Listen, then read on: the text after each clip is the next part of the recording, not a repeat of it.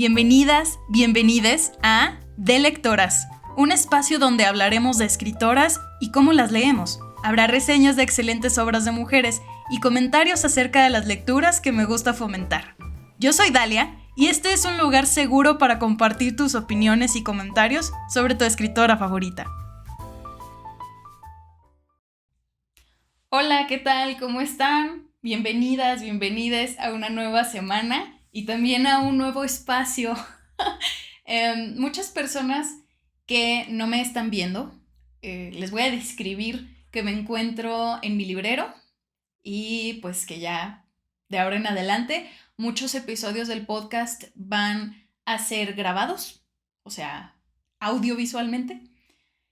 Y pues es parte de la segunda temporada de Lectoras y quería pues crear también este espacio y para seguirles creando contenido a ustedes, las personas que me escuchan y que ven mis reels y ahora TikTok también, ya tengo TikTok, se llama igual de Lectoras para que me sigan y vean algunos videos que voy publicando en varios días. Y pues bueno, el episodio de hoy va a ser basado en el tipo de cosas que ya vi que les gusta escuchar. Entonces, a mí me encanta hacer eso, o sea, hacer reseñas de libros, digamos que es como mi contenido orgánico, porque las reseñas de libros no se me van a terminar, pero les puedo compartir un poquito acerca de lo que estoy investigando en el doctorado. Y pues la verdad, me da mucha emoción contarles varias cosas que me han impactado, varios veintes que me han caído, porque, por ejemplo, para mi primer capítulo tuve que hacer una recuperación de muchos trabajos de mujeres y estuve investigando momentos de mujeres escritoras mexicanas específicamente, que incidieron mucho en la vida pública, ¿no? Y por ejemplo, pues tenemos en el imaginario, en este imaginario colectivo, creemos que las mujeres se adhirieron a la vida pública hasta que obtuvieron el voto. Pero no. De hecho, ya tengo un TikTok muy breve platicando de esto. Y pues les quería hablar más largo y tendido en este episodio acerca de ello, porque es una de las cosas que más me ha impactado y que más me ha cambiado como, pues sí, mi visión de la historia de las mujeres. Nos cuentan que las mujeres, en general, no tenían derechos o no podían quejarse en un congreso. Esa es la narrativa dominante, digamos. Pero descubrí a mujeres que ya tenían su propia empresa, que hacían movimientos en pro de otras mujeres, ya fuera racializadas o que vivieran en precariedad y que no podían recibir educación suficiente, y pues hubo movimientos de mujeres que se ocupaban de ellas. Entonces, pues eso abrió mucho mi panorama y quisiera que también ustedes abrieran un poquito más su panorama también. Y que empezáramos a dejar de contar esta historia sesgada, porque estas mujeres de las que les platico son Rita Cetina y Laureana Wright principalmente, pero pues eran más mujeres, ¿no? Les quiero platicar de ellas porque nos quitan esta idea de que las mujeres no podían hacer muchas cosas. Y sí, no podían hacer lo mismo que muchas mujeres podemos hacer ahorita, hoy, pero realmente podían hacer más de lo que pensamos. Y una advertencia, nunca es objetivo y nunca es correcto, hablar de mujeres del pasado, de otros siglos, de otra época, y que las juzguemos con los valores de la actualidad. Eso no está bien, porque pues eran otros tiempos, veían el mundo de otra manera y sus metas personales no eran menos valiosas por ello, ¿no? Eran las metas personales que podían tener las mujeres de esa época. Así que pues no podemos juzgar a ciertos grupos de mujeres de machistas o de misóginas y tal, porque en realidad si vemos hacia atrás, hay muchas mujeres escritoras que tienen esas características. Y también depende de la persona que nos esté contando esa historia. Entonces, pues les invito a que veamos a estas mujeres desde el entendimiento. No les voy a decir desde la empatía, porque eso implicaría conocerlas más, pero sí desde un entendimiento, desde un, ok, comprendo que estas mujeres vivieron en la época del Porfiriato y por lo tanto, pues no puedo juzgarlas de moralinas o de santurronas, ¿no? Porque pues era normal, era común, vaya, que las mujeres en esa época se guiaran mucho por los valores de la iglesia.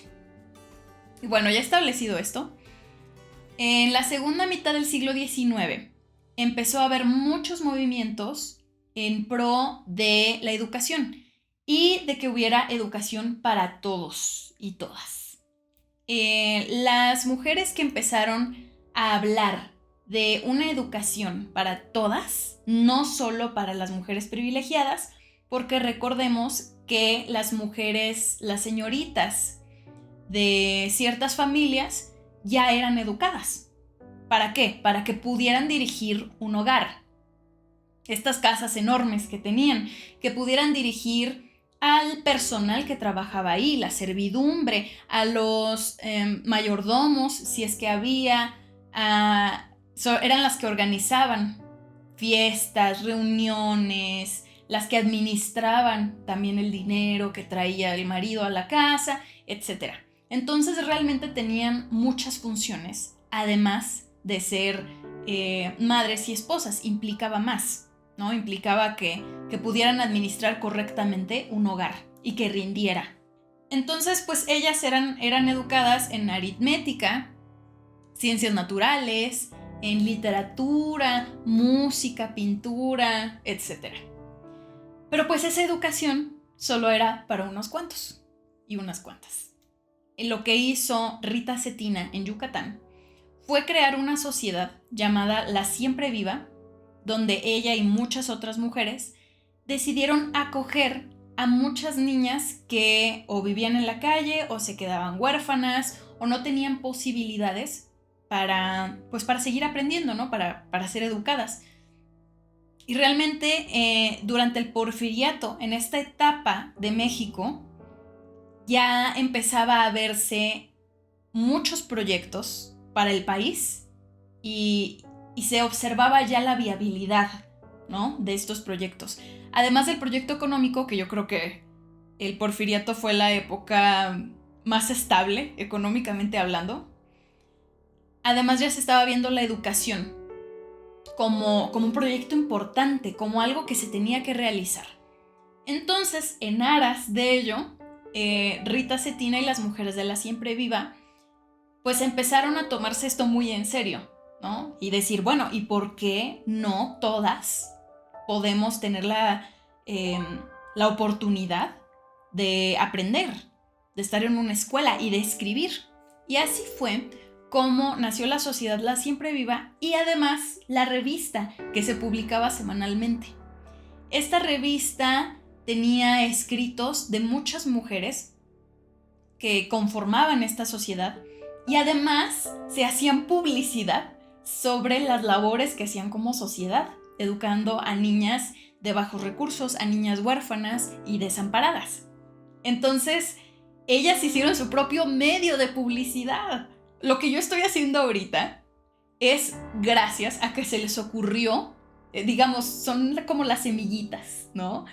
De lo que estoy haciendo ahorita. Esas semillitas nacieron con Rita Cetina y La Siempre Viva y lo que significó en ese momento.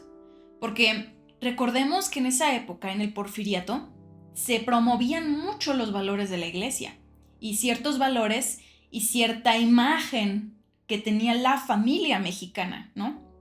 Entonces, considerando eso, imagínense este grupo de mujeres creando su propia empresa. Eso era muy revolucionario, pero no era imposible porque ya estaban, pues, educadas para administrar espacios. Entonces, pues, no es raro, pero también fue muy revolucionario. Y también está el caso de la revista Las Violetas de la Náhuac o Las Flores de la Náhuac, dirigida por Laureana Wright. Esta surgió poco después de La Siempre Viva e iba más dirigida a mujeres de ciertas familias y de la alta sociedad. Entonces, Laureana Wright tenía este público en específico y por el otro lado, Rita Cetina buscaba una educación para todas las niñas y para todas las mujeres. Empezó a surgir este proyecto, ¿no? de tener revistas y de que las mujeres tuvieran sus propias empresas, y hay antecedentes de ello, ¿no? Nos contaron también que las mujeres en esa época no tenían derechos, pero sí tenían la posibilidad de quejarse o de ampararse ante un congreso, ante un tribunal. Entonces, ese tipo de cosas no nos las cuentan. Me gustaría que empezáramos a contar este tipo de sucesos, este tipo de coyunturas importantes en la historia, porque creo que ya fue demasiado de esta narrativa de que siempre fuimos las víctimas, ¿no? ¿Sí sufrimos violencia todos los días? Sí. Podemos clasificar hasta los tipos de violencia que hemos sufrido a lo largo de la historia. ¿Todavía nos falta mucho camino por recorrer? Sí, pero hay muchos avances.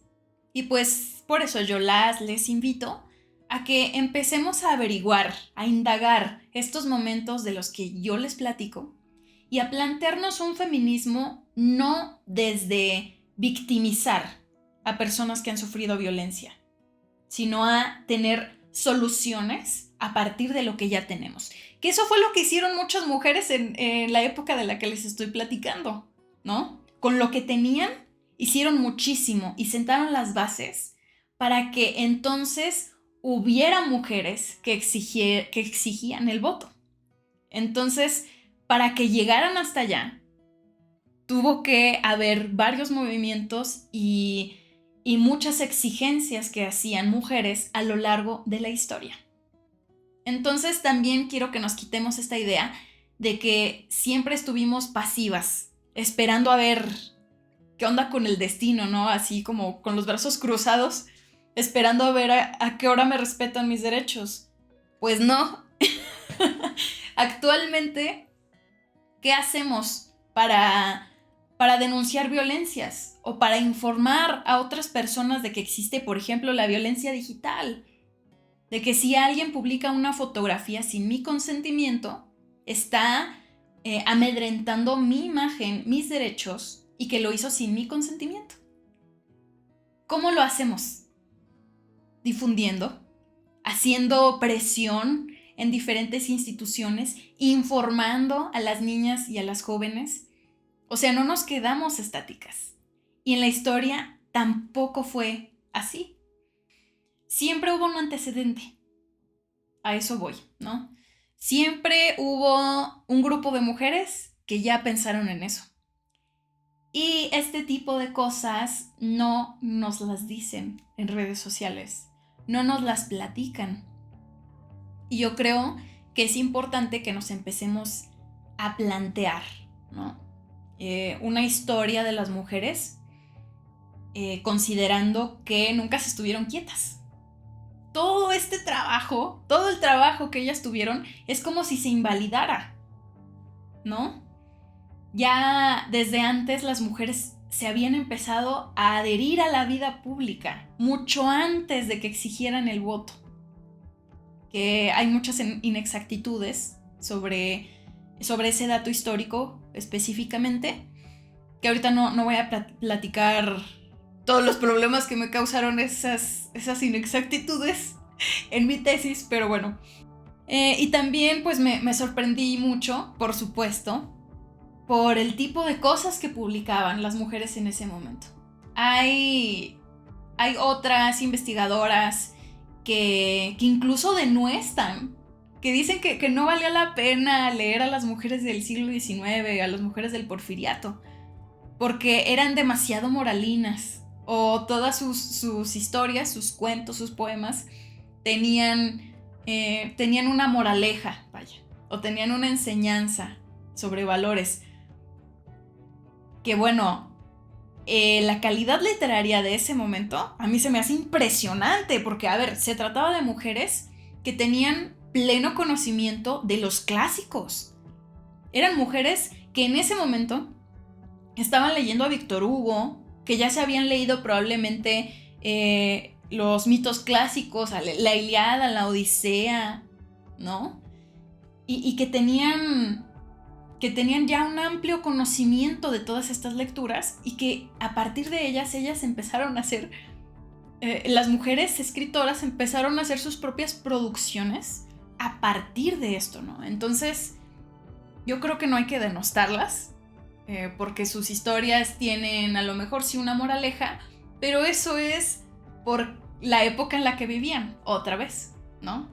Yo, por ejemplo, en la actualidad veo muchas producciones, demasiadas, diría yo, demasiadas producciones en internet que atienden a demandas de las lectoras de la actualidad, que en ese momento estaban todas emocionadas y emocionados, los lectores, con el romanticismo europeo, ¿no? Estaban bien emocionados, y después con las vanguardias europeas. Todo siempre viendo Europa, especialmente en esos momentos de la vida de México. Eso cambia completamente como a mediados del siglo XX, pero eso tiene también que ver con la identidad mexicana. Que fíjense, esa es otra cosa que encontré.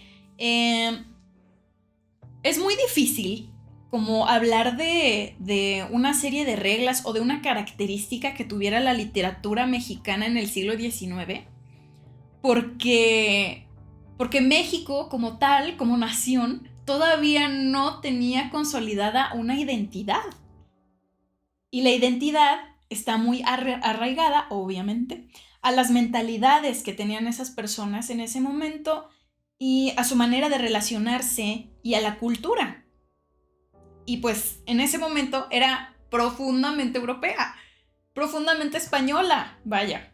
Entonces, las producciones literarias, no era extraño entonces que fueran creadas a partir de referentes europeos, quienes empiezan a hablar del mexicano y de la mexicana, y que empiezan a voltear a ver a todas las personas indígenas. Es entonces cuando se empieza a consolidar también un poco ahí en el imaginario la cultura mexicana. Y pues ya el último caso del siglo XIX que platiqué en mi tesis fue el de Luz Jiménez. Este caso lo encontré gracias al curso Indómitas, que fue creado en la plataforma México X o X México, algo así, donde puedes tomar cursos gratuitos, y de hecho es una plataforma muy agradable, muy intuitiva también, y los cursos son muy buenos. Este curso que tomé es sobre escritoras mexicanas y fue realizado por el Fondo de Cultura Económica a través de esa plataforma, que me parece que es de gobierno. Y platicaron de este caso, ¿no? De Luz Jiménez. Yo creo que particularmente esa escritora también me impactó mucho, porque ella nació en 1870, ya terminándose el siglo XIX. O sea, ya, justo entrando en el XX.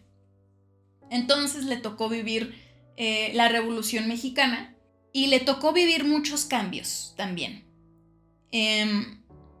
Ella era una mujer momoshka, es decir, habitante de Milpa Alta, que es un lugar cerca de Xochimilco, en la Ciudad de México, y es una hablante de una variante del náhuatl, que según leí es la más cercana o la más parecida a la variante que se hablaba antes de la conquista. Entonces imagínense, preservar ese idioma pues es muy importante, ese en particular, ¿no? Esa variante. Ella hablando ese náhuatl, fue una de las beneficiarias de todos los movimientos de mujeres como Rita Cetina y La Siempre Viva, para bajar la educación a todas. Y así fue como ella terminó trabajando con un maestro que se llamaba Fernando Horcasitas, y él daba clases en la región de Milpa Alta. Y Luz Jiménez, tenía la idea de crear un libro de cuentos, de relatos de los momoshkas en náhuatl y en español. Entonces ella le contaba a Fernando Horcasitas como pues las historias para que le ayudara a traducirlas. Y en ese momento también se decía, ¿no? Fernando Horcasitas hizo función de traductor, tanto en ese libro como en otro, donde Luz Jiménez, platica de su experiencia como habitante de Milpa Alta, de cómo llegó Zapata ahí y las consecuencias que tuvieron la revolución para ella y para su gente. Todo con esta idea didáctica, ¿no? De tener una página de náhuatl de un lado y en español, ¿no? Pero el problema es que ella no aparece como autora de ninguno de estos libros. ¿Quién aparece como autor? Fernando Horcasitas, quien hizo labor de traductor y no de autor de esta obra. Entonces, pues bueno, este caso ya saben por qué me impactó. Yo creo que... Y todavía Fernando Horcasitas aparece como autor, ¿eh? O sea, no es cosa como de que sucedió en ese momento, ya se corrigió, sigue sin corregirse. Entonces, yo creo que es importante que hablemos de los Jiménez y que hablemos de su caso, porque seguramente como le pasó a ella, le debió haber pasado a muchas otras en su situación.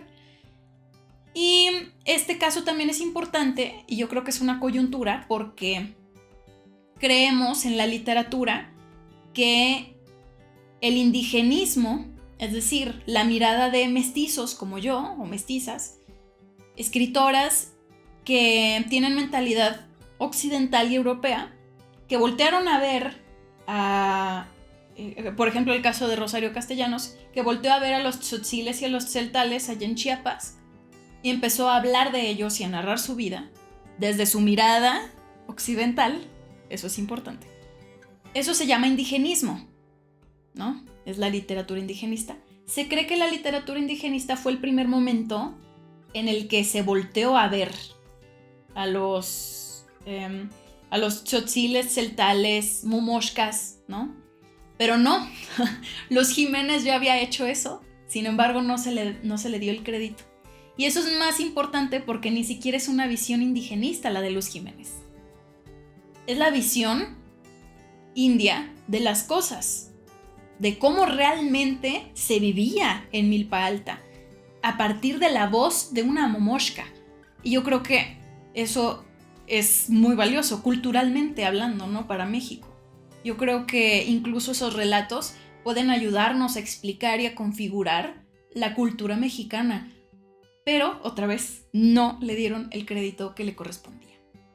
Entonces, pues se me hacía necesario, ¿no? Tratar de hablar de esto y que vieran cómo se fueron dando las cosas, ¿no?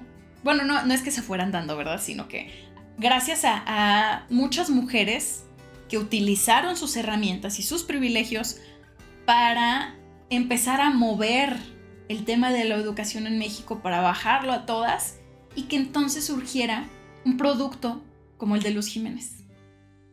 Yo creo que hay que recordar a estas mujeres, hay que reconocerlas, sobre todo, y no creer que todo lo que tenemos ahora se debe nada más porque recientemente, apenas en el siglo pasado, algunas mujeres se dieron cuenta de lo que estaba sucediendo y decidieron exigir el voto, ¿no? Que esa es a veces la historia que muchos y muchas traemos en la cabeza, digo. Pero no, esa es una manera muy simple, muy simplista de ver las cosas y de considerar a nuestras ancestras. Porque, pues sí, son nuestras antepasadas las que se movieron para que hubiera una educación. Y también este episodio es para eso, ¿no?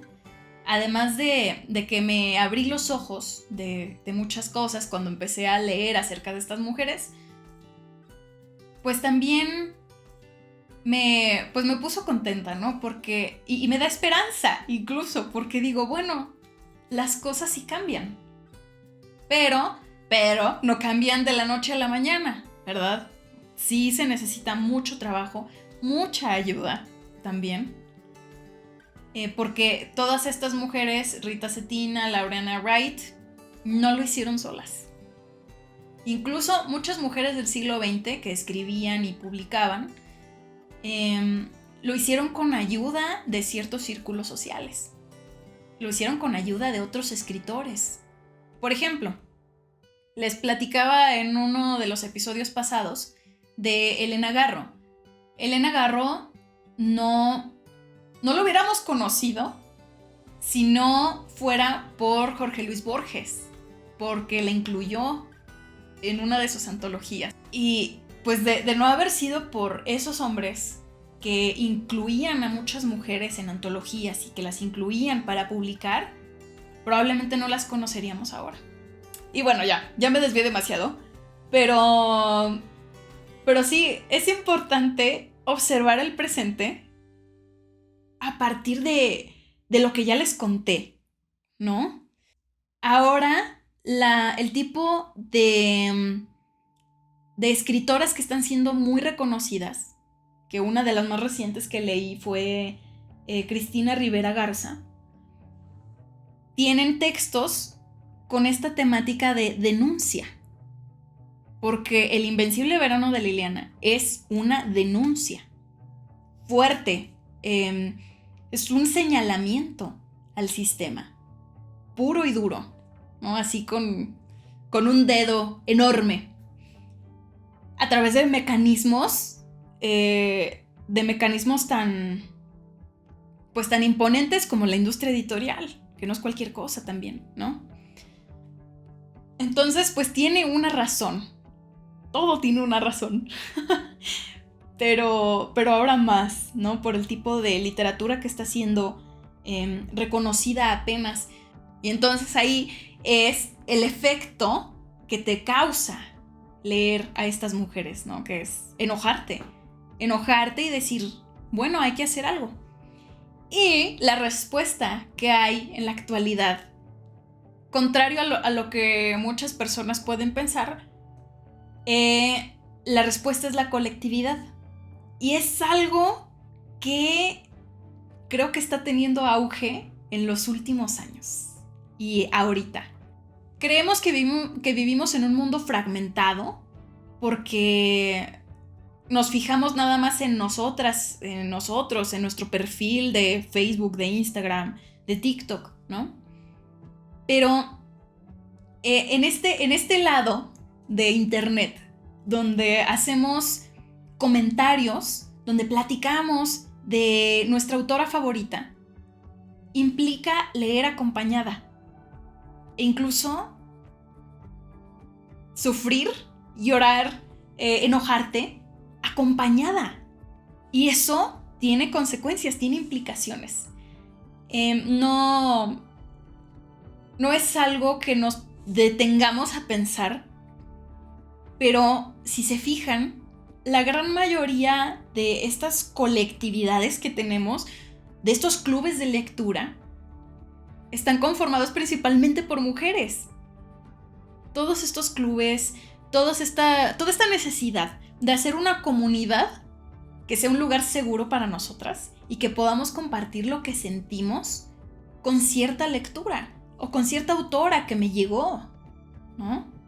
Eso solo lo podemos hacer cuando leemos acompañadas. Y eso es algo muy lindo porque también sucede en lo digital. Entre nosotras nos podemos acompañar, aunque sea por medio de un chat, porque ahora, también eso lo agradezco mucho, en la actualidad se pone mucha atención a la salud mental.